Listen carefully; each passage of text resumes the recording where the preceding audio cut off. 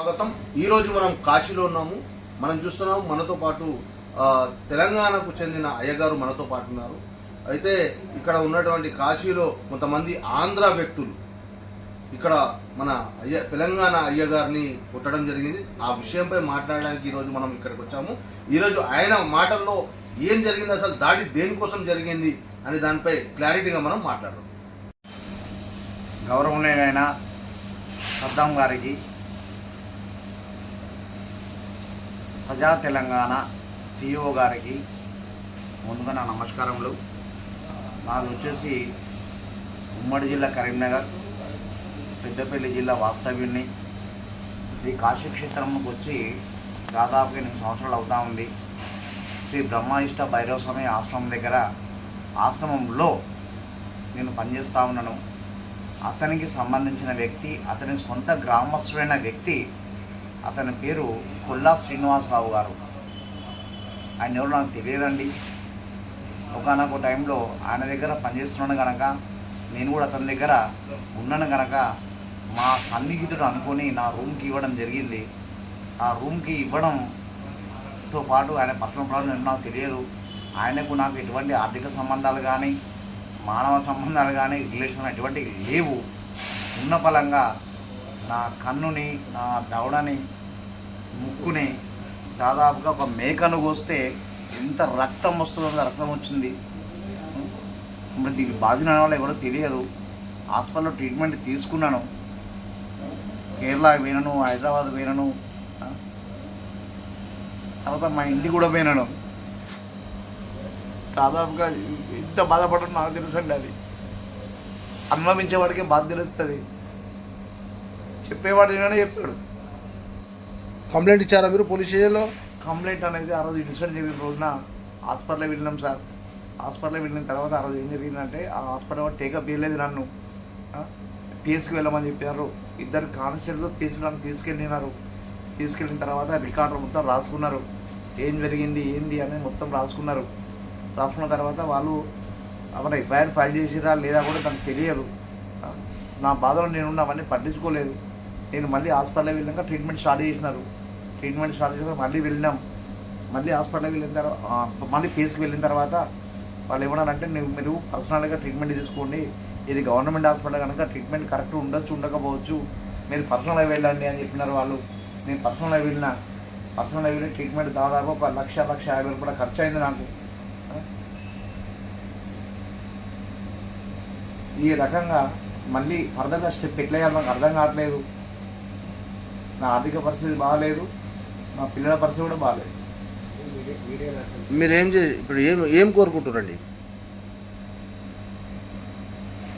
నాకు అసలు ఏం జరిగింది అనేది పోలీసు వారి ద్వారా, ఎండోమెంట్ ద్వారా అసలు ఈ కాశీ క్షేత్రంలో ఏం జరుగుతూ ఉంది, ఈ పండితులు అంటే మీరెక్కడ వాస్తవ్యులు, కొట్టిన అతను ఎక్కడూరు? నేను చెప్పిన ఆల్రెడీ, మళ్ళీ చెప్తాను. నేను కరీంనగర్ జిల్లా, ఉమ్మడి కరీంనగర్ జిల్లా వాస్తవ్యుల్ని. ఇప్పుడు వచ్చేసి పెద్దపల్లి జిల్లా. ఆ కుట్టినతను ఎవరైతే ఉన్నారో, ఈ బ్రహ్మయిష్ట భైరవ స్వామి అనే ఒక ఆశ్రమం ఉంది ఇక్కడ. అది కూడా మీకు అడ్రస్ మొత్తం పూర్తిగా ఇచ్చేసినాను. అది కూడా మీకు మళ్ళీ విజిటింగ్ కార్డు కూడా పెడతాను. ఆయన సొంత ఊరు అతనిది. ఊరు పేరు ఎవరిది? కొట్టినది శ్రీనివాసరావు ఆయన పేరు. ఈ బ్రహ్మయిష్ట భైరవ స్వామి అతను ఎవరైతే ఉన్నారో ఆయన సొంత ఊరు ఆయనది. వీళ్ళు వాళ్ళు పక్కనే ఉంటారు. మరి నేను కాలక్రమేణా 8 సంవత్సరాలు అవుతుంది నేను కాశీకి వచ్చి, నా కాలక్రమేణా నా పురోగభివృద్ధి భరించలేక మరి చేసినారా, లేకపోతే కక్షపూరితంగా చేసినారా, మరి ఏం నాకు ఏం అర్థం కాలే. ఎవరికి నేను ₹1 కూడా బాకీ లేను సార్. నేను వాళ్ళకు బాకీ లేను, వాళ్ళు నాకు కూడా బాకీ లేరు. నా రూపాయలే వాళ్ళ దగ్గర ఉన్నాయి. ఇంకా అంటే మీ తెలంగాణ అనేసి కావాలని చేస్తున్నా? ఆంధ్ర వివక్ష వస్తూ ఉంది ఇక్కడ. వివక్ష, ఆంధ్ర వివక్ష.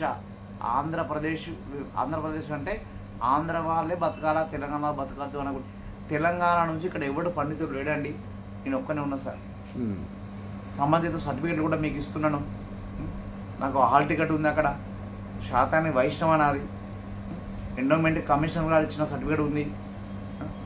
హ్యాండిక్యాప్డ్ మళ్ళీ నువ్వు అందరూ ఫిజికల్ హ్యాండిక్యాప్డ్, చూడండి ఫిజికల్ హ్యాండిక్యాప్డ్, కాలు లేదు నాకు.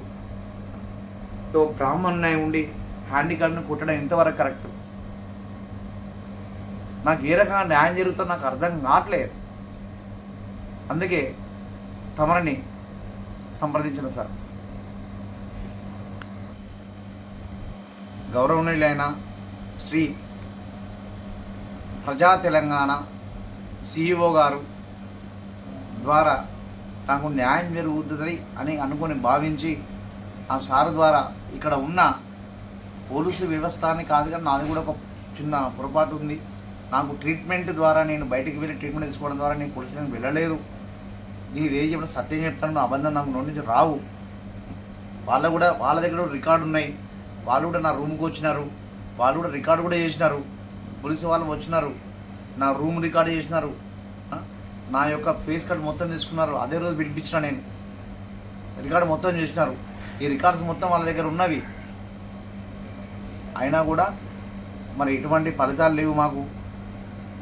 మా గౌరవనీయులైన సద్దాం గారి ద్వారా సిఇఓ గారు ప్రజా తెలంగాణ న్యూస్ ద్వారా ఇది ప్రజలందరికీ తెలియాలి, ఎండోమెంట్కి తెలియాలి, ఈ ఆంధ్ర పాలకులు తెలియాలి, డిపార్ట్మెంట్ తెలియాలి, కాశీ క్షేత్రంలో ఉన్న వాళ్ళ యోగి ఆదిత్యనాథ్ గారు కూడా తెలియాలి, ఇక్కడ న్యూస్ అందరూ తెలియాలి. ఇది మా తెలంగాణ భాష ఇట్లే ఉంటుందండి. మాకు హిందీ రాదు, బోల్పూరి రాదు, ఇంకేం రాదు.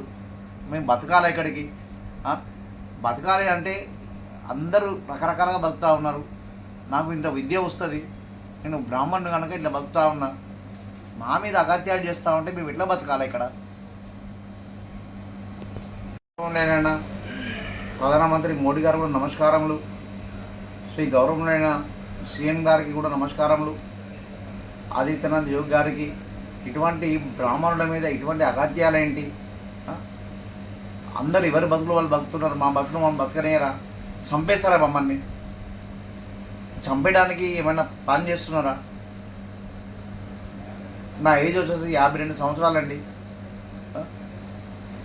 నాకు బిడ్డ ఉన్నది, నాకు బిడ్డకి పెళ్ళి అయింది, కొడుకు కూడా ఉన్నాడు. మేము బతుకొద్దా?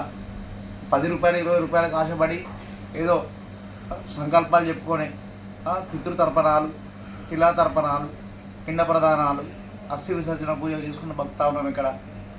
ఇట్లా కూడా బతకనేరా మమ్మల్ని? దయచేసి బీజేపీ గవర్నమెంట్ వారికి నమస్కారం తెలియజేస్తూ మమ్మల్ని కాపాడమని మా యొక్క విజ్ఞప్తి.